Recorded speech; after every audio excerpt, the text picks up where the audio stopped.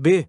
A invencibilidade da criança. 289 chama a atenção o paradoxo presente em todos os mitos da criança, pelo fato de ela estar entregue e indefesa frente a inimigos poderosíssimos, constantemente ameaçada pelo perigo da extinção, mas possuindo forças que ultrapassam muito a medida humana. Esta afirmação se relaciona intimamente com o fato psicológico de a criança ser insignificante, por um lado, isto é, desconhecida, apenas uma criança, mas, por outro, divina.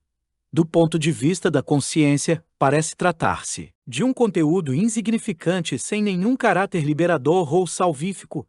A consciência fica aprisionada em sua situação de conflito e os poderes que aí se digladiam parecem ser tão grandes que o conteúdo criança emerge isolado, sem nenhuma relação com os fatores da consciência. Por isso, ele não é notado, podendo retornar facilmente ao inconsciente.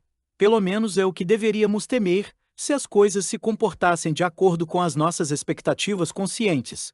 O mito enfatiza, porém, que não é este o caso, mas que a criança é dotada de um poder superior e que se impõe inesperadamente, apesar de todos os perigos. A criança nasce do útero do inconsciente, gerada no fundamento da natureza humana, ou melhor, da própria natureza viva. É uma personificação de forças vitais que vão além do alcance limitado da nossa consciência, dos nossos caminhos e possibilidades, desconhecidos pela consciência e sua unilateralidade, e uma inteireza que abrange as profundidades da natureza.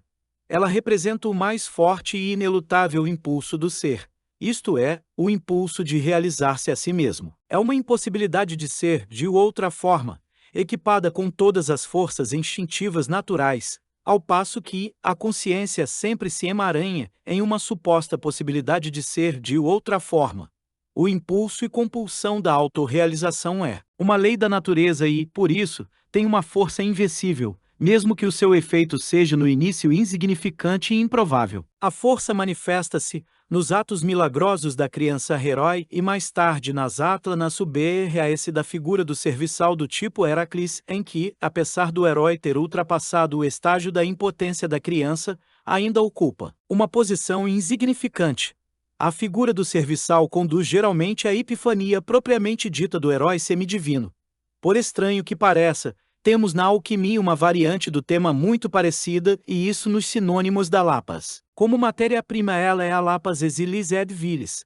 Como substância de transmutação, ela aparece como servus rubeus ou fugitivus, e atinge finalmente numa verdadeira apoteose a dignidade de um filius sapientiae, ou deus terrenus, uma luz. Acima de todas as luzes, um poder que contém todas as forças das regiões superiores e inferiores. Ela torna-se o corpus glorificatum que alcançou a incorruptibilidade eterna, tornando-se por isso uma panaceia, o portador da cura.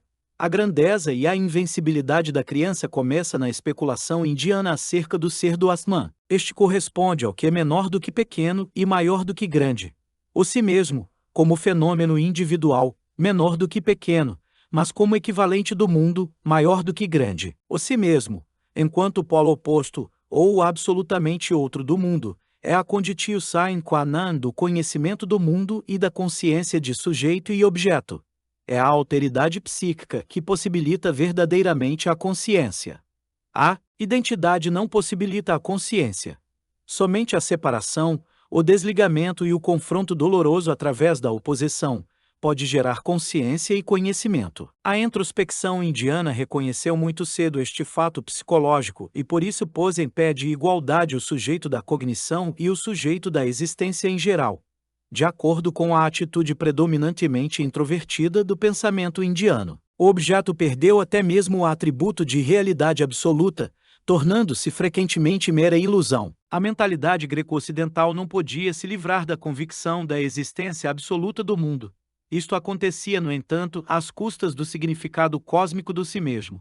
Hoje é difícil ainda para o homem ocidental reconhecer a necessidade psicológica de um sujeito transcendente do conhecer, como um polo oposto do universo empírico, embora o postulado da existência de um si mesmo, em confronto com o mundo, pelo menos como um ponto refletor, seja logicamente indispensável. Independentemente da atitude de rejeição ou de aprovação condicional da respectiva filosofia, há uma tendência compensatória em nossa psique inconsciente para produzir um símbolo do si mesmo em seu significado cósmico.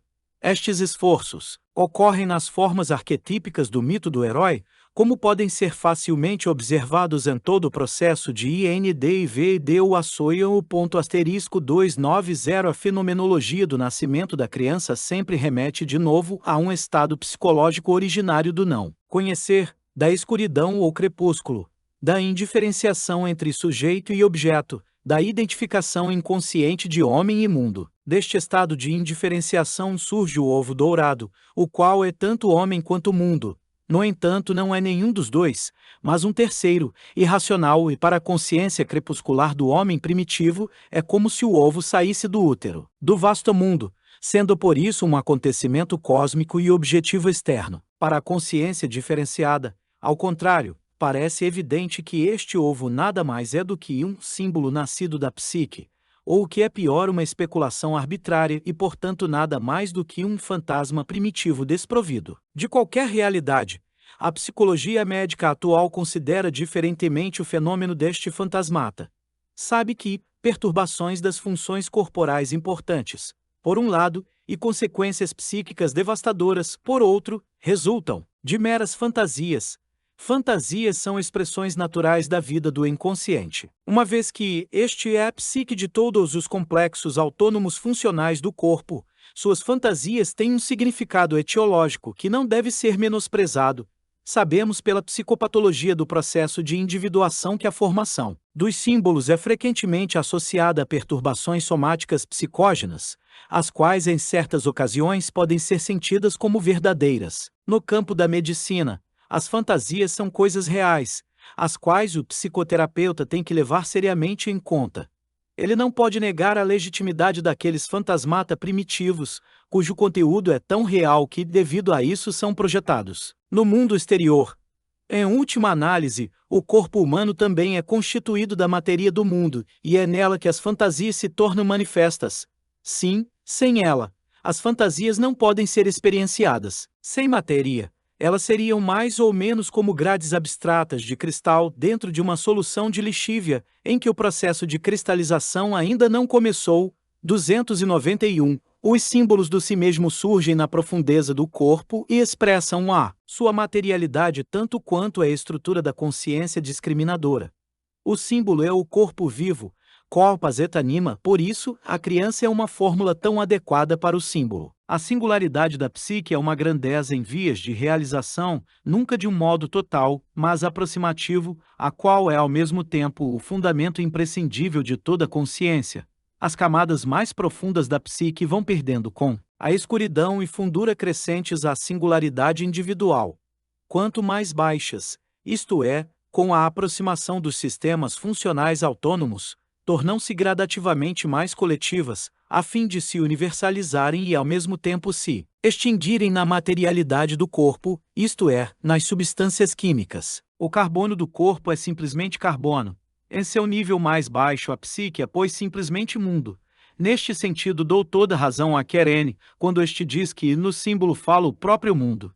Quanto mais arcaico e mais profundo, isto é, mais fisiológico o símbolo, tanto mais ele é coletivo e universal, tanto mais material.